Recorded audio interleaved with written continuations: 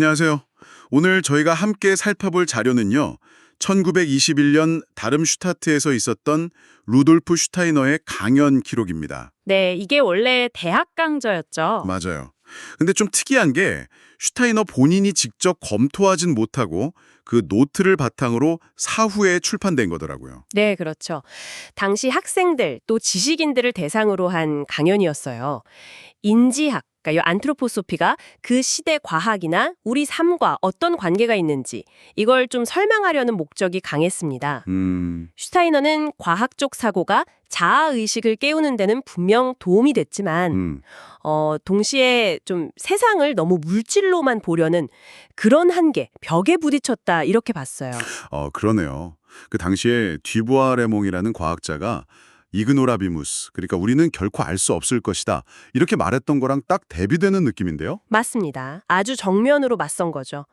슈타이너는 그 알 수 없음의 벽 너머를 보려고 한 거예요. 그걸 넘어서려고 했다. 그래서 물질 너머의 영역을 탐구하는 정신과학, 이게 필요하다고 아주 강조를 했죠. 정신과학이요? 네, 데카르트가 나는 생각한다, 고로 존재한다 고 했잖아요. 네, 코기토 에르고숨. 그걸 살짝 비틀어서 나는 생각한다, 고로 나는 단순히 객관적인 것만으로는 온전히 존재하지 않는다. 이런 식의 관점을 제시해요. 코기토 에르고 논솜. 와, 재밌네요. 그건 무슨 뜻인가요? 객관적인 것만으로는 존재하지 않는다. 그러니까 외부 세계를 관찰하고 분석하는 것만으로는 나라는 존재의 깊이, 그 본질을 다 알 수는 없다는 거죠. 오히려 그 생각하는 행위 자체에 주목해야 한다. 뭐 이런 겁니다. 아하, 단순히 뭘 생각하느냐가 아니라 생각하고 있다는 그 현상 자체, 그 주체를 더 깊이 봐야 한다. 네, 바로 그거죠. 객관적인 사실 너머에 있는 거요.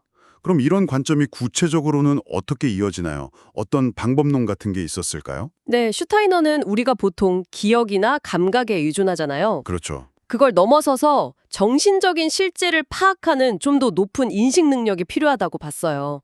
예를 들면 상상력, 그러니까 이매지네이션 같은 거요. 상상력이요? 그냥 공상하는 거랑은 다른 건가요?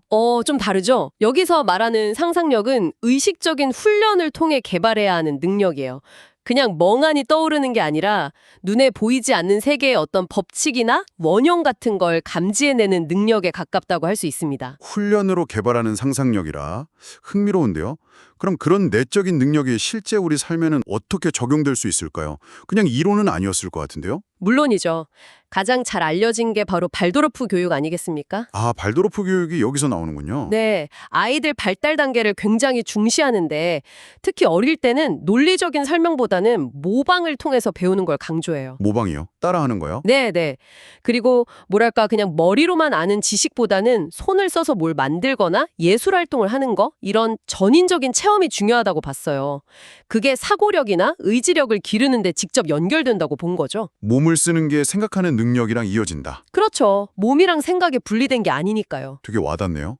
그럼 사회 문제에 대해서도 비슷한 접근을 했나요? 네, 했습니다. 당시 사회 문제의 원인 중 하나로 사람들이 너무 지성주의, 그러니까 머리로만 이해하고 해결하려는 경향이 강해진 걸 꼽았어요. 너무 이성만 강조하는 거예요? 그렇죠. 그래서 해법으로 제시한 게 사회 삼지적 구성이라는 건데요. 사회 삼지적 구성. 좀 어려운데요? 쉽게 말하면 사회를 크게 세 영역으로 나누는 거예요. 정신 문화생활, 법 권리생활, 그리고 경제생활. 이 세 가지가 각자 고유한 원리에 따라 좀 자율적으로 운영되면서도 서로 조화를 이뤄야 한다는 거죠. 아, 예를 들면 경제 논리가 교육이나 문화를 막 휘두르면 안 된다. 이런 건가요? 정확합니다. 각 영역이 자기 역할에 충실해야 건강한 사회가 된다는 생각이었어요. 그렇군요. 그럼 그 유명한 건축물 괴테아눔, 또 이런 사상이랑 관련이 있는 건가요? 네, 바로 그 점입니다. 슈타이너는 건축 양식도 그 시대 사람들의 의식 수준을 반영한다고 봤거든요. 건축 양식이 의식 수준을요? 네. 예를 들어 고대 그리스 신전은 인체의 어떤 균형, 정역학 같은 걸 표현했다면 고딕 성당은 인간의 호흡이나 순환 같은 리듬적인 측면을 담아냈다고 봤어요. 오, 신기하네요.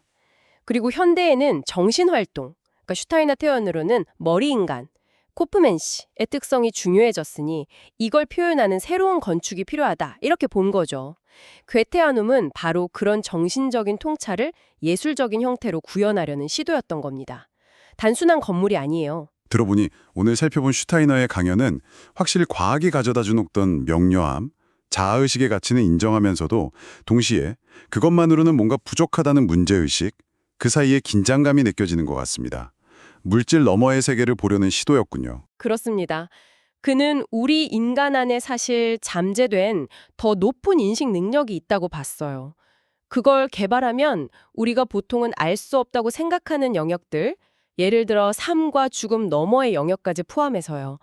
그런 정신적 실제를 인식할 수 있게 된다고 봤죠. 더 높은 인식 능력? 네. 그리고 그걸 통해서 개인이나 사회가 겪는 문제들의 근본 원인을 파악하고 해결의 실마리도 찾을 수 있다. 이렇게 믿었던 겁니다. 이 이야기를 듣는 여러분은 어떤 생각이 드시나요? 우리가 안다고 생각하는 지식, 그 경계는 과연 어디까지일까요? 어쩌면 우리 안에도 아직 깨어나지 않은 슈타이너가 말했던 그런 또 다른 차원의 인식 능력이 숨쉬고 있는 건 아닐까요?